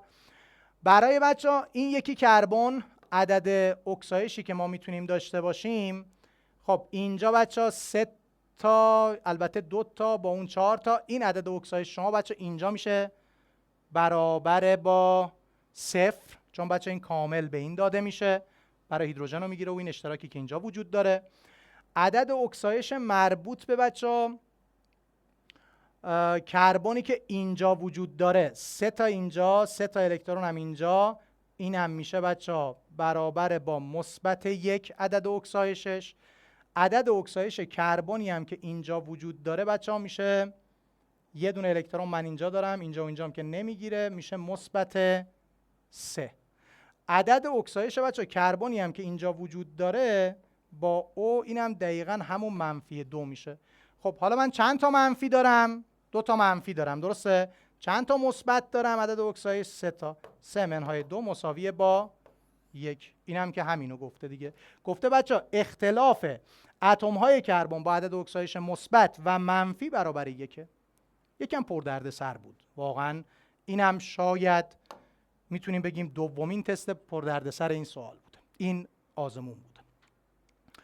سوال بچه 95 میگه در یک دمای معین درجه یونش اسید ضعیف HA برابر 1/10 و کای آش هم که 10⁻³ به 250 میلی لیتر از محلول این اسید چند میلی لیتر آب اضافه شود تا درجه یونش این اسید 2 برابر شود. بچه شما میدونین کا هیچ ربطی به غلظت ندارد، فقط به دما بستگی داره. پس من میتونم بچه بنویسم کای حالت اول من مساویه با کای حالت دوم. شما میدونین رابطه ای که بین کا، غلظت و درجه یونش برقراره M آلفا 2 1 منهای آلفاست. درسته؟ بچه غلظت اولیه رو من اسمشو میذارم M1، غلظت ثانویه رو اسمشو میذارم M2. میخوام نسبتشو ببینم چقدر دیگه. چون این دوتا کا با هم برابرن، پس من میتونم برای M1 بنویسم M1 آلفای یکش بچه میشه 1/10 به توان 2 میشه 1/100 تقسیم بره 1 منهای بچه آلفا که 1/10 بود اینجا میشه 9/10 دیگه. من نتیجهشو مینویسم. یعنی دیگه بچه این 1 منهای 1/10 رو من یه دفعه نوشتم 9/10. برای M2 رو K2 رو من میتونم بنویسم غلظت ثانویه در بچه خودش گفته میخوام به چند برسه درجه یونش 2 برابر بشود. درسته؟ کجا آورده اینو؟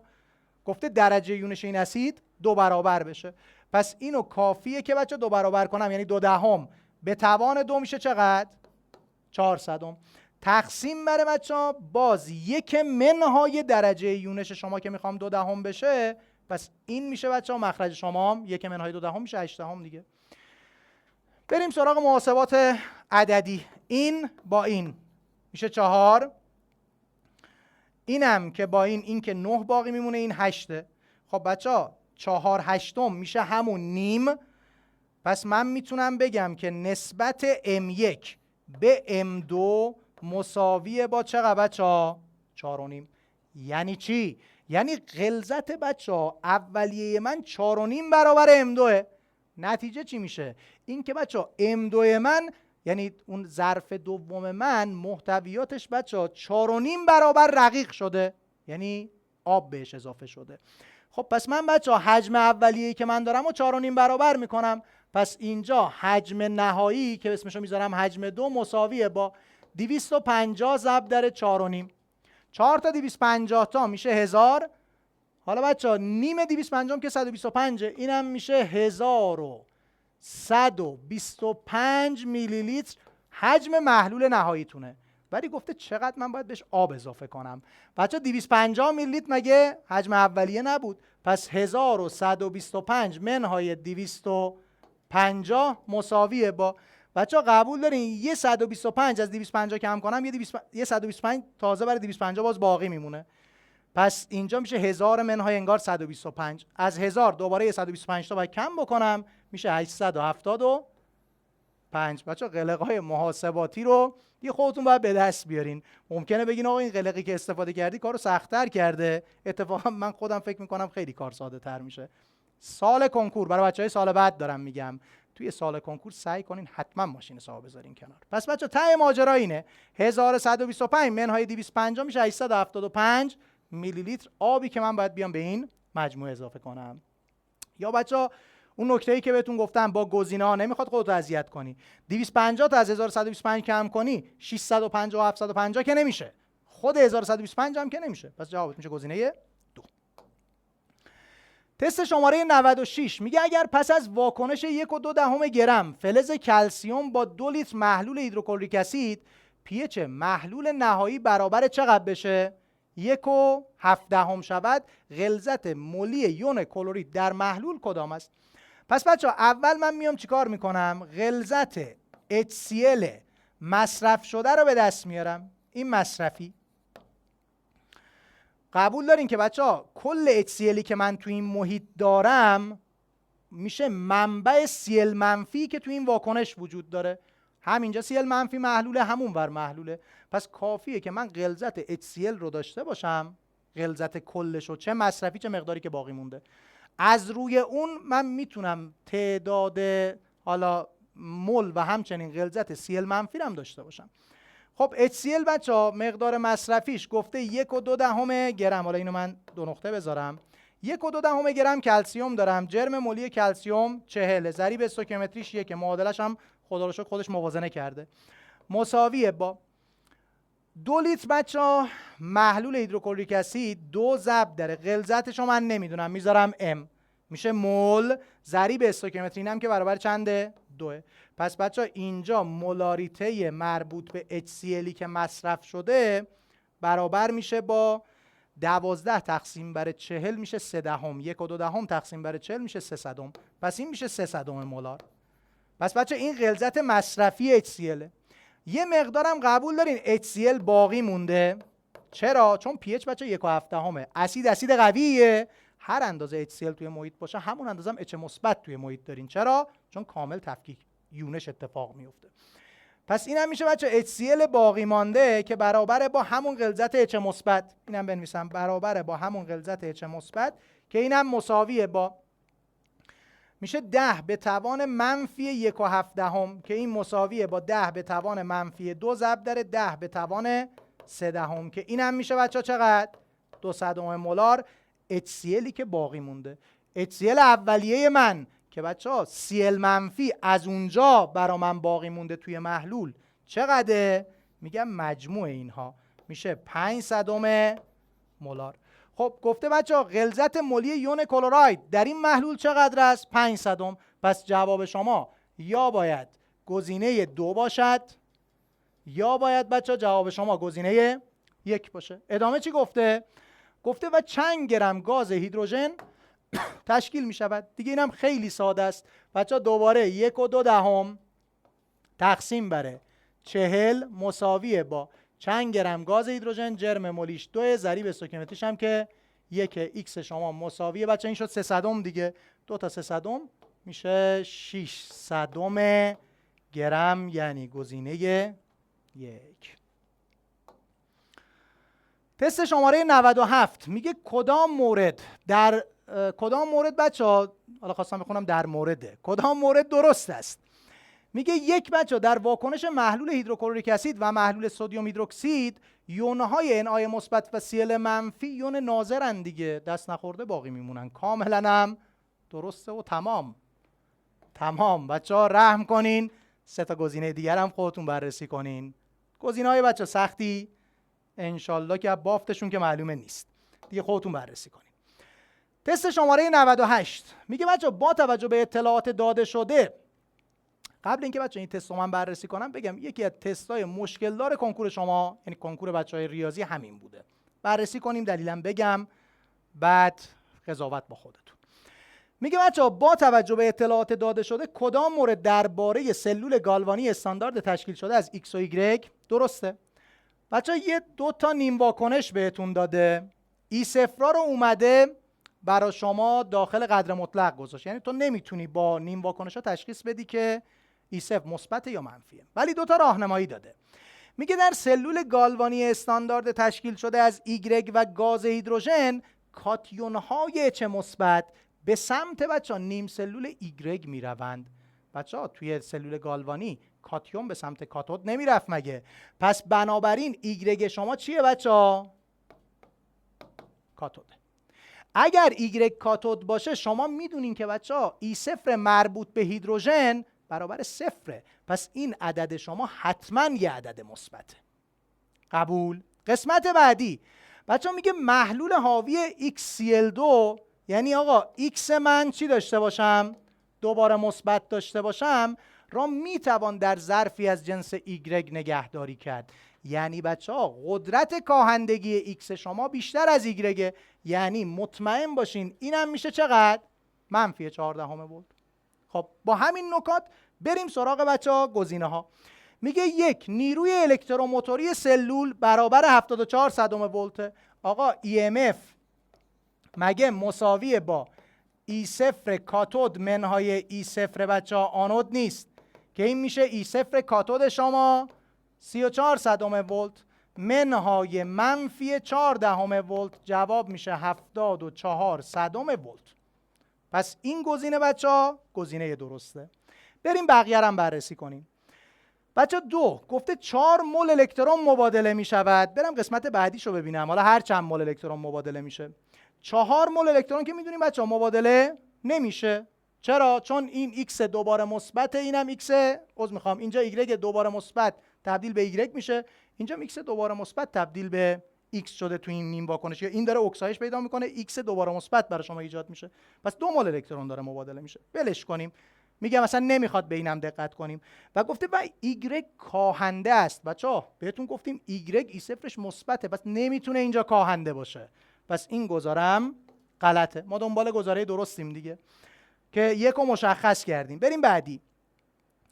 3 دیگه بچه قضاوت با خودتون، من اظهار نظری هم نمی کنم. 3 میگه جهت جریان الکتریکی از الکترود ایگرگ که کاتوده به سمت الکترود ایکس که آنود هست صورت میگیرد. درسته بچه ها؟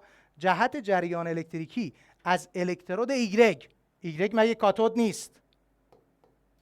درسته؟ و بچه ها ایکس مگه اینجا آنود نیست؟ جهت جریان الکتریکی درست به این صورت خواهد بود یا نه؟ ببینید بچه جهت الکترون از آنود به کاتوده، ولی جهت جریان الکتریکی از کاتود به آنوده. یعنی اینم کاملا درسته. چی شد بچه ها؟ دوباره من تکرار میکنم. ببینین بچه ها، من یه محلولی دارم، یه سلول گالوانی دارم که توی این سلول گالوانی شما یه الکترود از جنس X رو توی محلولش دارین، یعنی X دوباره مثبت، یه الکترود از جنس Y هم بچه در محلول Y مثلا دوباره مثبت دارین، حالا با هر کاتیونی که اینجا وجود داره. حالا بچه من میارم اینا رو با یه سیم به هم وصل میکنم. تا اینجا قبوله؟ خب بچه قبول دارین این آنوده و این چیه؟ کاتوده، با توجه به اطلاعاتی که بهتون گفتیم. آنود مگه محل اکسایش نیست؟ پس بچه توی آنود الکترون، رنگا بچه همش سبز شد، یه لحظه. توی آنود بچه الکترون پس باید حرکت بکنه به سمت کاتود. درسته؟ بچه سوال، جهت حرکت الکترون با جهت جریان الکتریکی چیه؟ عکس هم مگه نیستن؟ وقتی الکترون به این سمت حرکت کنه، پس جهت جریان الکتریکی یعنی آی شما باید از کاتود به سمت چی باشه؟ آنود باشه. این گزاره غلطه؟ جهت جریان الکتریکی از الکترود Y که کاتود است به سمت الکترود X که آنود است می باشد. قضاوت با خودتون. 4 میگه قدرت اکسندگی X دوباره مثبت بچه بیشتر از قدرت اکسندگی Y دوباره مثبته، که این تابلوه که غلطه. X دوباره مثبت اگه قدرت اکسندگی بیشتری داشت نمیتونستم توی ظرفی از جنس Y اونو نگهداری کنم. بریم سراغ سوال 24. خیلی ساده است. سوال 99. بچه اینجا فایل نوشته 24، یعنی 24مین سوال شیمی. میگه در واکنش سوختن فلز منیزیم گونه های اکسایش یافته، بچه توی سوختنش قبول داریم منیزیم داره اکسایش پیدا میکنه، و کاهنده، بچه همیشه اونی که اکسایش پیدا میکنه کاهنده است دیگه، پس بنابراین جفتش باید Mg باشه، یعنی جواب گزینه 4. هم Mg که اکسایش پیدا میکنه، هم Mg که گونه کاهنده است و الکترونشو میده به اکسیژن و اکسیژن میشه یون اکسید. تست شماره 100 میگه کدوم مورد درباره سلول برق‌کافت آب و سلول سوختی هیدروژن اکسیژن نادرست است؟ 1. در کاتود سلول برق‌کافت گاز هیدروژن، بچه کاملا درسته، توی کاتود گاز هیدروژن تولید میشد، محیط بازی میشد، و در کاتود سلول سوختی آب تشکیل میشود. بله، گزاره درستیه. بچه 2 میگه جهت جریان در سلول برق‌کافت از آنود به کاتود است. آنود قطب مثبت، کاتود بچه قطب منفیه. خب کاملا درسته. و در بچه سلول سوختی از قطب منفی به قطب مثبت است. جهت جریان بچه در سلول سوختی از قطب منفی سلول، یعنی جایی که هیدروژن بچه داره اکسایش پیدا میکنه، و قطب مثبتش چیه؟ یعنی جایی که اکسیژن داره اونجا کاهش پیدا میکنه، عمل کاهش صورت میگیره. بچه جهت جریان از منفی به مثبت نیست، گفتم جهت جریان الکتریکیه، باز اینم از مثبت به منفی باید بشه. پس این گزار هم بچه باز قضاوت با خودتون. تکرار میکنم، توی تست بچه فکر میکنم 98 بود باز این اتفاق افتاد، اونجا توضیح دادم که جهت حرکت الکترون با جهت جریان الکتریکی متفاوته، که اینو باید دقت کنید.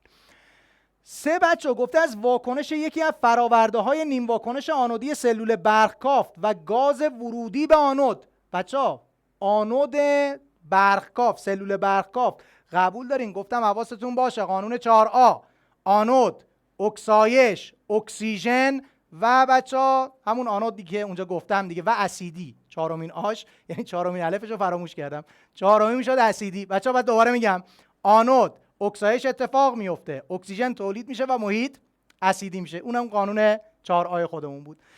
پس بچه‌ها اینجا برای شما گاز O2 تولید میشه. میگه از واکنش اون با گاز ورودی به آنود در سلول سوختی، توی سلول سوختی هم بچه‌ها قبول دارین که H2 وارد میشد دیگه. حاصل واکنش O2 H2 چی میشد؟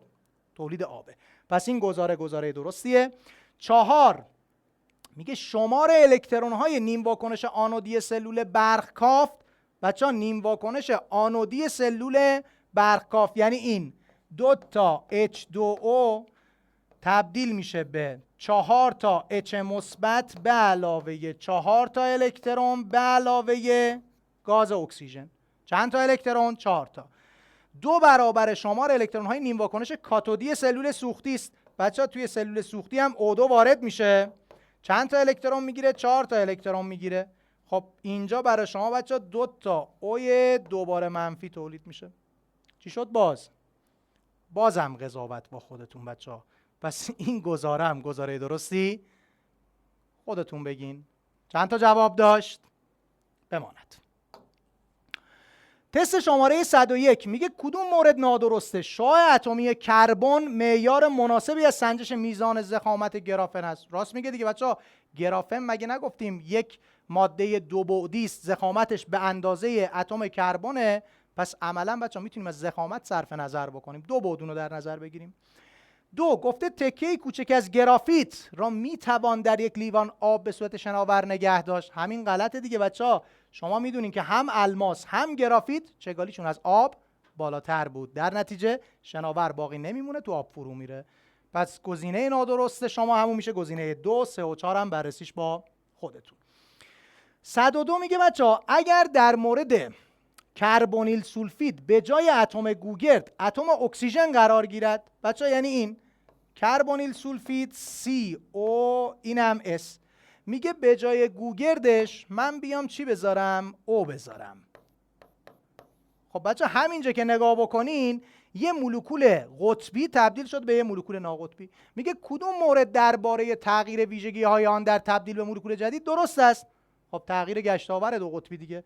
بچه این گشتاور دو قطبیش میشه 0، این یکی گشتاور دو قطبیش بزرگتر از 0 خواهد بود.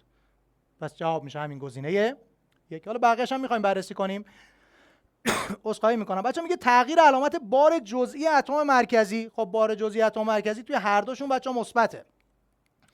3 گفته کاهش شمار جفت الکترون‌های ناپیوندی که اصلا اینجوری نیست بچه‌ها، چون O و S هر دو همگروهن و برای هر دو تا جفت الکترون ناپیوندی من خواهم داشت توی هر دو تا مولکول. عذرخواهی میکنم. میگه بچه‌ها افزایش قدرت نیروی جاذبه بین مولکولی. خب به 2 دلیل این نیروی بین مولکولی کمتر میشه. 1 مولکول قطبیتون میشه ناقطبی. 2 بچه‌ها جرم مولی هم چی میشه؟ کم میشه. پس مطمئن باشین جاذبه بین مولکولی بچه‌ها توی کربونیل سولفید بیشتره. پس اینجا افزایش پیدا نمیکنه، کاهش پیدا میکنه. تست شماره 103 میگه در نمودار انرژی پیشرفت واکنش برای واکنش گازی که حالا بهتون داده آ میدهد 2x، تفاوت سطح انرژی قله با فراورده ها 2 برابر بچه دلتا اچه. یعنی بچه اینو میخواد بهتون بگه، این بچه ها انرژی فعالسازی در واقع برگشت رو داره میگه آقا انرژی فعالسازی برگشت شما 2 برابر مربوط به حالا 2 برابر دلتا اچ این واکنشه. دلتا اچ واکنشتون هم که یه مقدار بچه ها منفیه دیگه، خودش گفته دیگه واکنش شما بچه‌ها گفته گرماده هست. اگه میگه انرژی فعالسازی رفت، یعنی بچه‌ها این اگه انرژی فعالسازی رفت شما 60 کیلوجول باشه، آنتالپی هم برابر چقدر خواهد بود؟ خب بچه‌ها اینجا شما میدونین که من میتونم اینو به این صورت بنویسم، انرژی یا دلتا اچ اینجوری بنویسم، دلتا اچ مساویه با بچه‌ها ای پریم A تقسیم بر 2. تا اینجا درسته؟ و میدونم که بچه دلتا اچ یه مقدار منفیه، پس مینویسم معادله رو دارم دیگه، دلتا اچ واکنش ای پریم A، معذرت میخوام بچه ها انرژی فعالسازی رفت که با ای A من نشون میدم، ای A انرژی فعالسازی رفت منهای ای پریم A. دلتا اچ واکنشتون بر حسب ای پریم A بچه ها میدونم که میشه منفی دیگه، منفیه ای پریم A بر روی 2 مساویه با انرژی فعالسازی رفت و برگشتم که میدونم جفتشون مثبتن. پس بچه‌ها اینم میشه انرژی فعالسازی رفت منهای انرژی فعالسازی، البته بذاریم مقدارش رو من بذارم چون برای رفت بچه‌ها مقدار داده دیگه، میشه 60 منهای انرژی فعالسازی برگشت. خب بچه‌ها انرژی فعالسازی برگشت رو ببرم اونور محاسبه رو انجام بدم، میشه 1 منهای 1/2، میشه نیم EA یا 1/2 EA. پس میخوام ای پریم A، پس ای پریم A شما میشه 120 کیلوجول. درسته بچه‌ها؟ یعنی این مقداری که اینجا شما دارین 120 کیلوجوله. خب اگر ای شما 120 ای پریم ای شما 120 کیلوجول باشه، دلتا اچ شما بچه‌ها ای پریم ای دومه.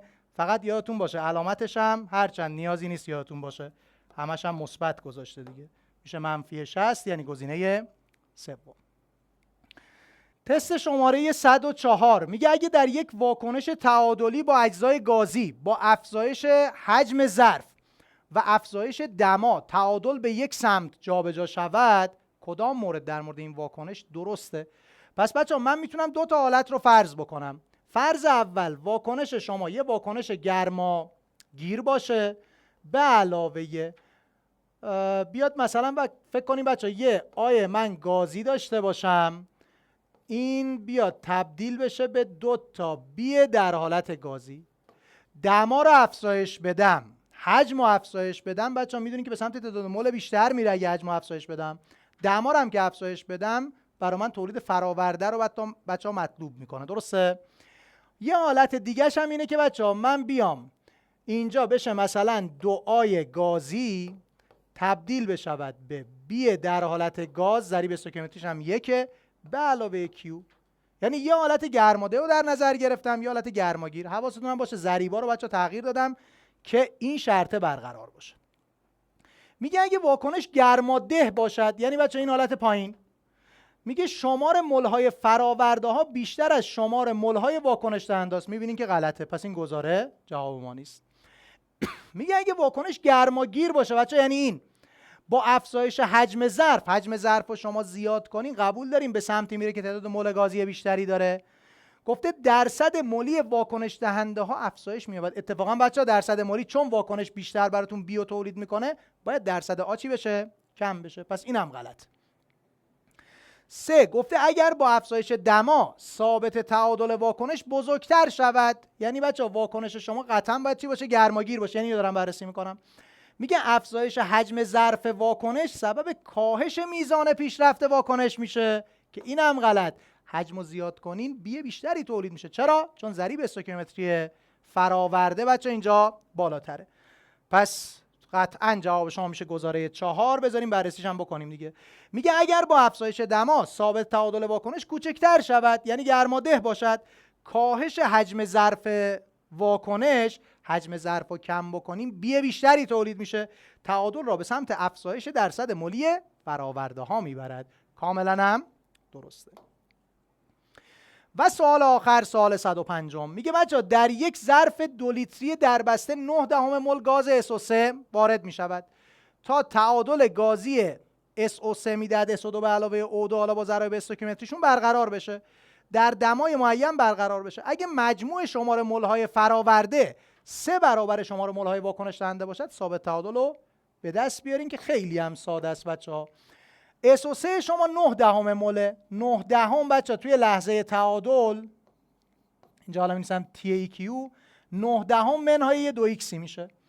اینجا بچه‌ها به اندازه 2x تولید میشه توی لحظه تعادل و O2 شما هم که برابر x. درسته؟ میگه مجموع شمار مول‌های فراورده ها یعنی چند x؟ 3x مساویه با چقدر؟ میگه 3 برابر شمار مول واکنش دهنده‌ای که باقی مونده، یعنی 3 تا 9 منهای 2x. خب پس بچه اولین کاری که میکنم این 3 ها رو با هم ساده میکنم. x شما اینم بره اونور میشه مثبت 2x بچه میشه 3x. پس x شما میشه 9، حالا بنویسم اینجا 3x شما میشه 9 x شما بچه چقدر میشه؟ میشه 3 دهم. حله؟ خب حالا من بخوام ثابت تعادل اینو به دست بیارم، k مساویه با غلظت تعادلی SO2 به توان ضریب استوکیومتریش در غلظت تعادلی O2 به توان ضریب استوکیومتریش بر روی غلظت تعادلی SO3 به توان ضریب استوکیومتریش. خب مقادیر بچه غلظت اینا رو من جاگذاری میکنم، بیارم اینجا من بنویسم. خب پس K مساویه با SO2 شما غلظتش بچه X مگه 3 دهم نبود، پس میشه 2 ضرب در 3 دهم، ظرف شما هم 2 لیتریه، پس میشه همون بچه 3 دهم مولار به توان ضریب استوکیومتریش که 2. خب X شما هم که 3 دهمه، ظرف شما باز بچه 2 لیتریه، پس اینم من بنویسم 3 دهم، یا بذارین همون 15 صدم بنویسم، میخواستم بنویسم بچه 3 دهم تقسیم بر 2، بذارین اینم بنویسم 15 صدم، چون توانم نداره کارمون ساده است اینجا. برای بعدی بچه اینجا غلظت تعادلی قبول دارین 9 دهم منهای 6 دهم باز میشه 3 دهم. خب پس اینجام یه 3 دهم دارین تقسیم بر 2، یه 3 دهم تقسیم بر 2 که حالا این بشه بچه 3 دهم به توان 2، این تقسیم بر 4، 3 دهم تقسیم بر 2 به توان 2. خب حاصل بچه اینجا من میتونم دور در دور نزدیک در نزدیک انجام بدم بچه. این اگه یه ضریب 1 بدم یه در میون میدونی که با هم ساده میشه، این با این میتونه ساده بشه، 4 تا 15 صدم هم چقدر راحت بچه ها میشه 6 دهم که داریم توی گزینه ها، جواب میشه گزینه 2. خیلی مراقب خودتون باشین. خدا نگهدار.